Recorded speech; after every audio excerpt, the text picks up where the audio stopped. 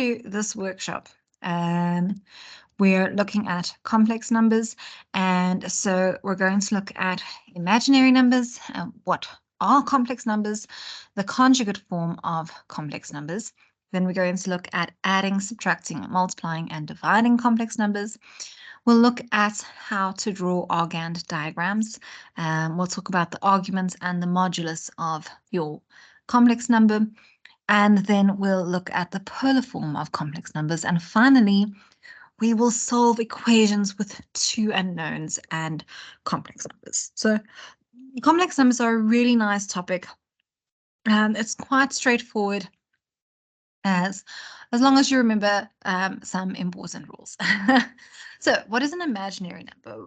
When we teach numbers in grade 8 to 9, we break everything down and we start with all the numbers, and then we say you get real numbers and you get non-real numbers. Okay, so real numbers are numbers that exist. You can plug it into the calculator and the calculator gives you back an answer, like the square root of 2 or 7 or -9, 4. However, a non-real number doesn't exist. So if you tried to take the square root of a -5, you would get an error.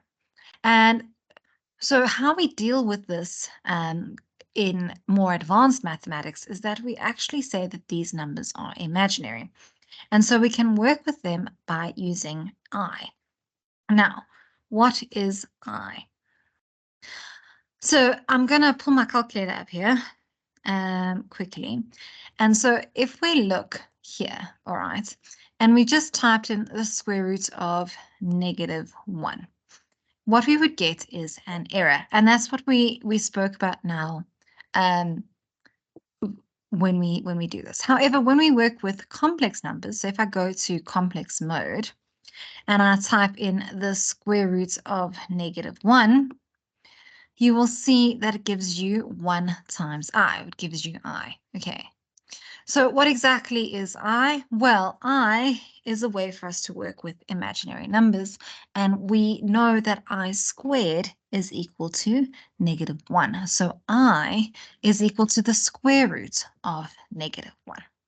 And we use this information to help us simplify complex numbers. So a complex number is a combination of a real number and an imaginary number. So we can write complex numbers in the form Z is equal to A, which is the real part, plus BI, which is the imaginary part. Now, an important thing to note is if you square BI, you get -B squared. Okay, and that's because I squared is equal to -1. And you'll see that this comes up a lot when we talk about simplifying various things. So to type in an I on your calculator, you just press this DMS button here. You'll see underneath it, it has a little I, and that will help us to type in complex numbers. Now, you'll see that when your calculator spits out your complex numbers, it splits it into your real part and into your imaginary part. So it's already doing that work for you. Okay, so let's simplify these. Okay, so let's do some basics. So firstly, when we simplify, we need to first take out a -1 here. So what we're going to have is square root 4 times square root of -1. Now the square root of 4 is 2, and we know the square root of -1 is I. Okay, let's do this one. So again, the square root of -9. So we separate it into factors. So we're going to have the square root of 9 times the square root of -1. Okay, and again, the square root of 9 is 3, and the square root of -1 we know is I. So there we go. Here we've got 5 plus square root -5, so the 5 stays the same. Plus, again, we take out the factors, so it's going to be square root 5 times square root -1. So here we've got 5 stays the same, plus square root 5 stays the same, but now square root of -1 becomes I. Okay, Our last one here, 7 we leave as is, there's nothing we can do, minus the square root of negative 16. So again, we separate our factors into 16 times the square root of negative 1. And so we have 7 minus the square root of 16 is 4, and the square root of negative 1 is 3. So you can see these are all various forms of complex numbers. Now, the conjugate form, is everyone happy so far with that? No questions yet? Great, okay. The conjugate form of Z is equal to A plus BI is written as, and then you'll see it's stated with it almost looks like the average, the X bar, so it's the Z bar basically, is equal to A minus BI. So all we do is we change the sign in front of the imaginary number. Okay, so let's give the conjugate of these complex numbers. So we've got 3 plus 2i. So our conjugate will be Z with a little chapiki, will be 3 minus 2i. Very straightforward. Our conjugate here, we can also write as a little star, is equal to 4 plus 5i. And here, our conjugate is equal to 16 minus 3. So conjugates are very straightforward, and they help us when we talk about division of complex numbers. Okay, great. So we can also use the calculator to give us the conjugate number. To be honest with you, I don't know. Sorry, I've lost my place now. If it's worth all the extra typing, but I'll show you how to do it anyway. So to get the conjugate, you press this button here called Math, and we choose 0 for conjugates, and then we can type in any value. So we'll just use this example, 7 minus 3i. You don't need to put in a close bracket, but you can if you want, and you can just say equals, and you can see it's 7 plus 3i. So really very basic, but for those who are not super confident, it's a nice way to check their answers. Okay, let's talk through adding, subtracting, multiplying, and dividing complex numbers. So adding complex numbers is just like algebra. We add like terms together. So think of I like an X, and let's do this example here. Okay, so we've got add 3 plus 7i and 8 minus 5i. So it's very basic. 3 plus 7i plus 8 minus 5i. Okay, so we can group or underline like terms. We've got 3 plus 8, which gives us 11. And 7i minus 5i gives us 2i. Can we simplify any further? Nope. So we are done. Now, subtracting complex numbers is exactly the same as adding. So again, we use our I as like terms and separate them. So subtract 8 minus 4i from 10 plus 3i. So we're going to have 10 plus 3i minus, and we'll put this in brackets, 8 minus 4i. Okay, so first let's get rid of the brackets. So it's going to be 10 plus 3i minus 8 plus minus times minus is plus 4i.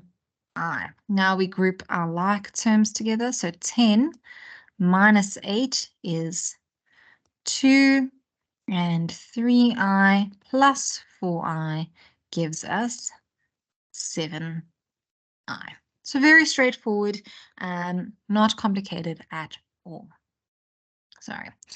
Now, when it comes to multiplying complex numbers, we need to remember that I squared is equal to minus 1, and that we need to use FOIL. Okay, so we've got multiply 3 plus 5i and 4 minus 7i together.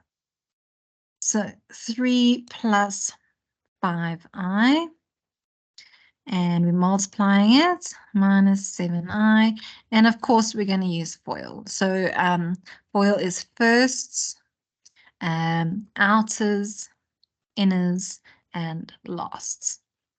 So we've got firsts, which is 3 times 4 is equal to 12. Then we've got outers, which is 3 times minus 7i, which is 21i.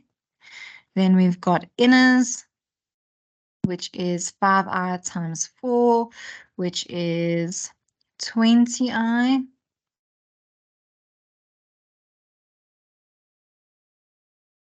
And then we've got lasts, which is 5i times minus 7. So that's going to be minus 35i squared. Was there a question? Real good. Okay, fantastic. All right, now we can see there's an I squared. And what I squared gives us is a minus 1. So we'll have 12. And then we can just simplify these like terms. So we've got minus 21i plus 20i, which gives us minus I. And then we've got minus 35i squared. So it's going to be minus 35 times minus 1. So we'll have 12 minus I plus 35. So 12 plus 35 is 47 minus I. And there we go. Okay. Everyone happy with that? Great, fantastic. Okay, so when we talk about dividing complex numbers, what we actually will do is multiply both the numerator and the denominator by the conjugate of the denominator. So this is why knowing your conjugate is important. So here it says divide 4 minus 3i by 2 plus 5i. So what we're going to do is write 4 minus 3i over 2 plus 5i. Okay.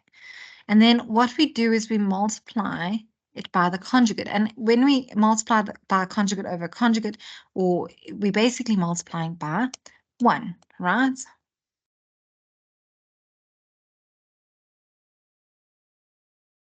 Okay, so that's 1, or the equivalent of 1. So we'll have, I just want to rewrite this here, times 2 minus 5. I over 2 plus 5i times 2 minus 5i. So I know I'm going to run out of space, which is why I'm trying to divide my page here. Okay. So what we've got is, again, we'll use FOIL. So firsts, 4 times 2 is 8. Outers, 4 times minus 5 is minus 20i. Inners, minus 3i times 2 is minus 6.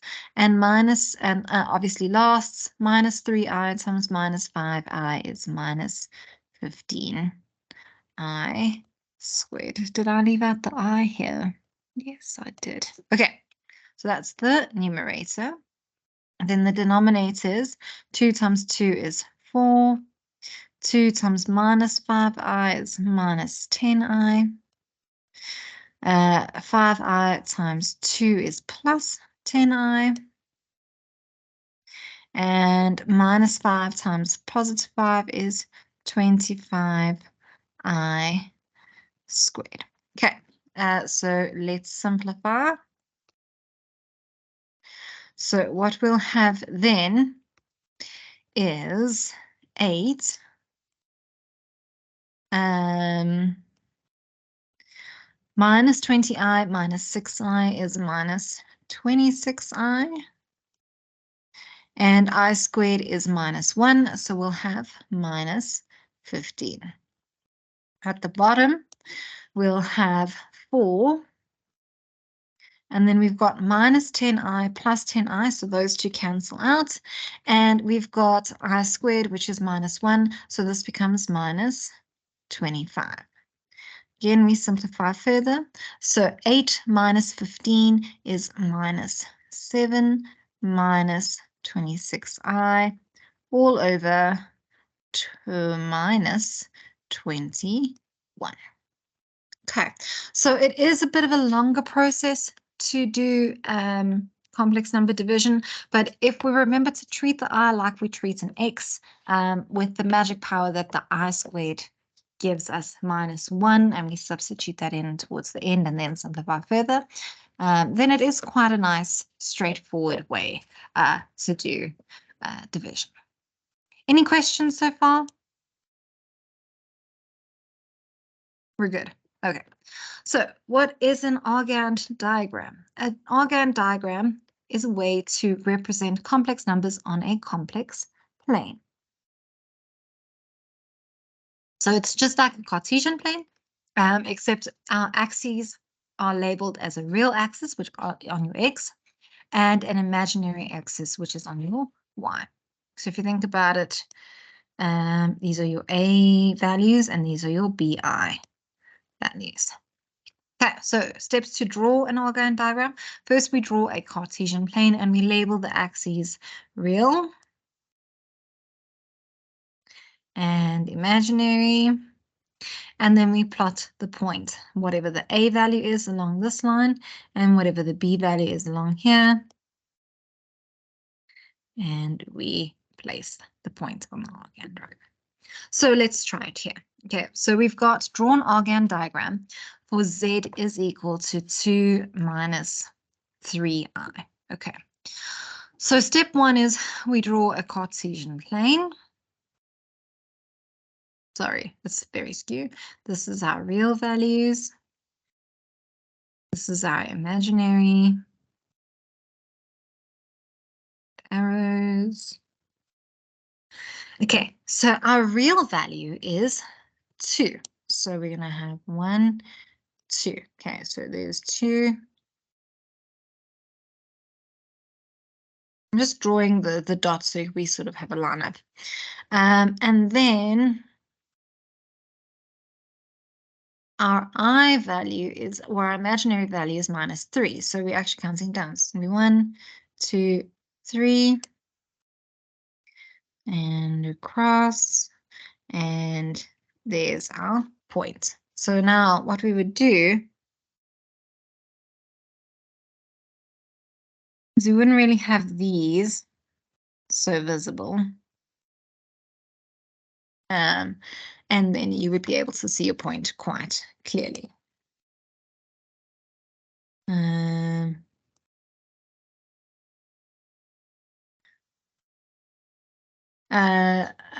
Miriam, yes, I will share the YouTube account with you at the end of the session. So if we wanted to use the calculator to get to our real and imaginary values, what we could then do is use our magical complex number calculator. So again, we're just going to press math, and you can see here we've got real and imaginary. So we press 2 for real, and then if we were using, we're actually using R and theta, which I'll get to the arguments and modulus in a little bit. But let's say our R is 3 and our angle is 30. And then it's equals, then that gives us a real value. But just to make it quite obvious, if we did this, you can see that the real value is 3. It's the part without the I. And then if we wanted the imaginary value, we can just put in, let's just use the same example, -5i. And if I say that, then you see the imaginary part is the -5. So let's talk through the modulus and arguments of Z. So the modulus is the distance from the origin to the complex points on the Argand diagram. If you're thinking about trigonometry, it's that R value. Let me just get my pen back here. So if we're thinking about it like that, it's this value where P is the point on our real and imaginary. Then this is our R on the Argand diagram, or our modulus. And we write our modulus as that as a z. Okay. Now, the angle made between the modulus and the real axis is the angle theta, and that we call the argument of z. How do we find the argument and the modulus? Well, to find the modulus, we use basically Pythagoras. So it's just the a squared values and the b squared value. Now, note here that you don't include the I with your b. You only use the b. And then again, for the argument to find our angle, we would have the inverse of tan b over a. And again, note you don't have the I value inside of this. You're only using the actual values or the actual real numbers part of the expression. Okay, the complex number. So let's find the modulus, and the argument of z is equal to 2, 3 plus 4. So our modulus, very simply, is just a squared plus b squared. So a is 2, 3 squared plus b is 4 squared. And I'm just going to chuck that all into the calculator. So we've got, let's just go home. It's going to be 2.3 squared plus 4 squared gives us 21,29. So 21,29. That's our modulus. Okay. If we wanted the argument, we would say theta, sorry, for correct purposes, is equal to tan, the inverse of tan b over a. So we just again type this into the calculator quickly. So b is 4 and a is 2, 3. So we're going to have second function tan, and we're going to have b over a, right? Yes, and b is, yeah, and equals, oh, except I'm in radians, so let me just go back to degrees. Let's just do that again. Second function tan, and we'll have 4 over 2.3 gives us 60.1. So theta is equal to 60,1 degrees. Okay. Everyone happy? Any questions so far?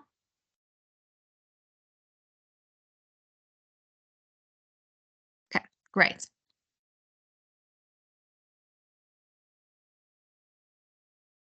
So the polar form is another way of writing complex numbers, and we use our r, which is our modulus, and theta, which is our angle, to write various things here. What I haven't done correctly is put in the correct form. This is not the correct formula. It should be. Hang on. So what I'm going to do, I just want to refer back to my notes.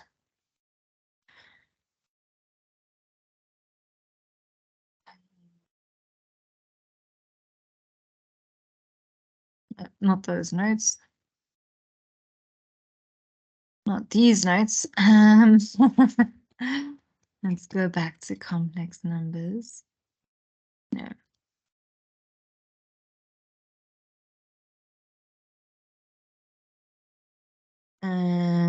Apologies.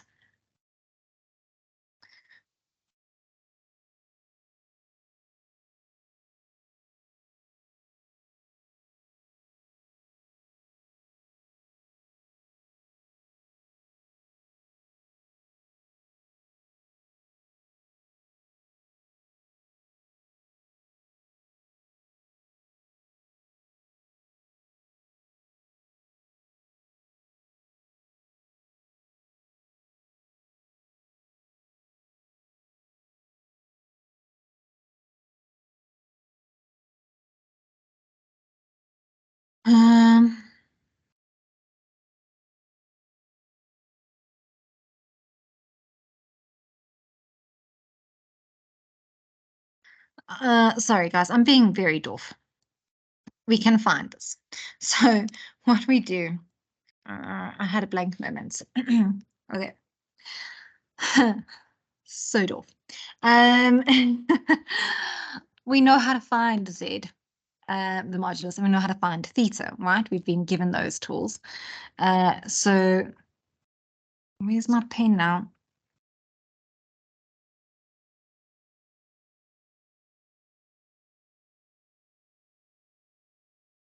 Yeah. Okay. Oh, give me a moment. All right. Don't worry, I'll cut that out of the video. Okay, so we've been given we've been asked for the form Z is equal to R cos theta plus I sine theta, and we need to find the R and theta. So R is our modulus, which is this thingy over here, and we can do that by finding 2 squared plus 3 squared, which is 4 plus 9, which is equal to 13. Okay, so that is our R. Then our theta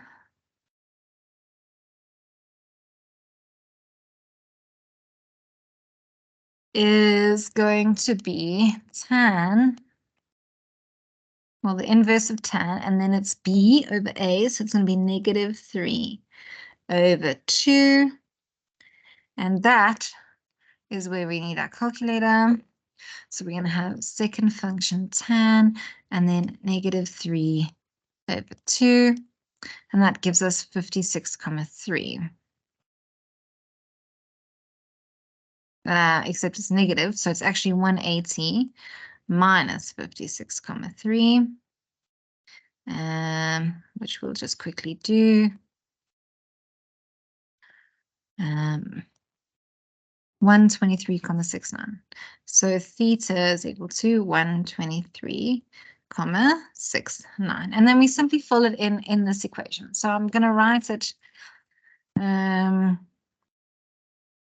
Yeah, so we'll have Z is equal to R is 13 cos 123,69 degrees plus I times sine 123,69 degrees, like so. Okay, so there we go.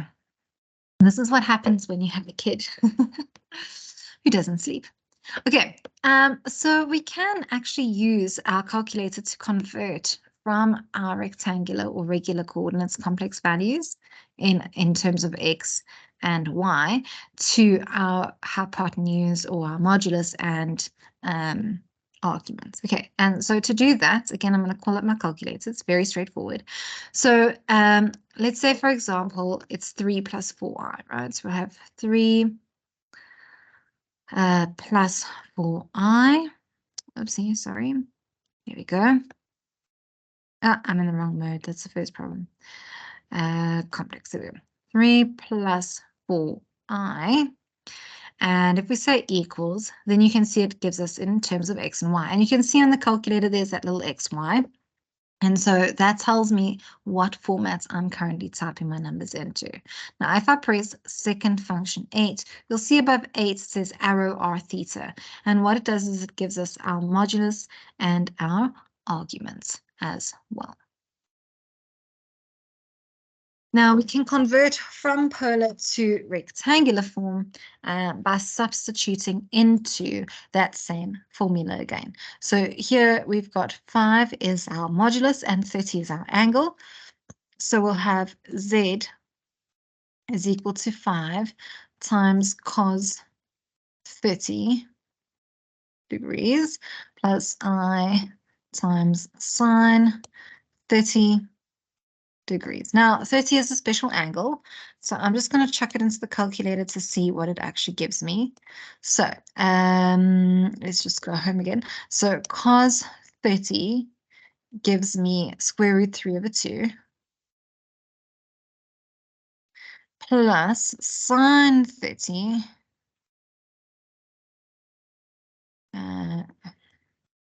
gives me half. So it'll be a half I, and then we multiply the 5 in. So we'll have 5 square root 3 over 2 plus I over 2. So you can see that that is the two different ways to convert between polar and rectangular form. Again, we can use the calculator to do this. So once we're in, let's go back to complex mode. So you can see we're in XY. We can just change it into rectangular by pressing second function 8 as we did earlier. Now, if we type it in as 5, and then we need an angle, so we say second function and this button here, XY, you'll see it in orange, it gives us the angle. And then our angle is, let's just do 30 degrees because that is the same. And if we, now if we say second function 9, you'll see it says arrow XY, it gives us 4.33, which is 5 times square root 3 over 2 plus 2.5 I, which is what we should have written down over here. This should have been 5 over 2. But I'm not paying attention to multiplication here. Okay, everyone happy? Any questions so far? Do you still trust me? Yeah, great, fantastic. This is our last section for this part. Okay, so solving equations with two unknowns and complex numbers. So when we look at this, when we solve these equations, we gather the like terms together and we equate the real and imaginary parts and solve them separately. So it almost becomes two linear equations. Okay. So let's work through this example. I've actually got two examples because I feel like this is the complicated part of this. Okay, so we have x and y, x plus yi is equal to 3 plus 4i times 5 minus 6i. So again, we're going to just do basic multiplication. So on this side, we'll have x plus yi. We're not going to change anything. This is 3 times 5 is 15. 3 times minus 6 is minus 18i. 4i times 5 is plus 20i. And 4i times minus 6i is minus 24i squared. So this is just basic multiplication coming through. Okay. Again, we simplify. So we have 15 minus 18i plus 20i. These are like terms. So this will just be plus 2i. And here I squared is minus 1. So this is going to become plus 24. So like terms now is 15 and 24, and that will give us 39 plus 2i. And we can see here that this is in the same format as x plus yi. So we can see x is equal to 39 and y is equal to 2. So it's pretty straightforward. It's just remembering your rules and then equating them at the end. Okay, now this one is a little bit more complex. So it says solve for x and y if 2 minus I is equal to 7 plus yi over x plus 3i. Now your natural instinct is to obviously multiply out by the conjugate, but I think that would make that quite complicated. So instead I'm going to cross multiply. So here we'll have 2 minus I times x plus 3i is equal to 7 plus yi, right? So here we've got 2 times, wow, let's just, I'm going to rewrite that part there. Really? X, that's better, and plus. Okay, now you can actually read what I wrote, which is great. So we've got 2 times x, which is 2x. Okay, and 2 times 3i, which is 6i. And we've got ix here. And then we've got minus 3i squared is equal to 7 plus yi. Okay, again, we simplify, so we've got 2x, and we've got 6 plus x I minus I squared becomes -1, so it becomes +3 is equal to 7 plus yi. Okay.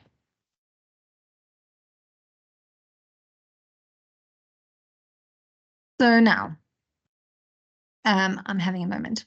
So we've got 2x plus, I'm actually going to change this back to 6i and xi.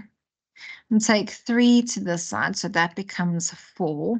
And I'm going to bring y to this side. Okay. So let's take this imaginary number over. So we've got 2x plus x minus yi is equal to 4. And this one goes over, so that becomes -6i. Okay. So it's quite easy to see that x is equal to 4. Sorry, 2x is equal to 4. So x is equal to 2. Yes? Right. Now we can substitute that in. So we've got x minus y is equal to 6, and x is 2 minus y is equal to 6. So minus y is equal to 4, and then y is equal to -. Okay, so a little bit more complicated in terms of solution, but still quite straightforward. And it's just about practicing these over and over again. I think this is where a lot of students will have a hang up. So the more that they practice these, the better. There are some really nice study guides available off the Western Cape Department of Education page that you can download. So that might be a good option if you're looking for extra questions to do. Are there any questions? For those watching on YouTube, thanks for joining us, and join us for our next section on integration and, our next section on integration. Cheers. Okay, anybody got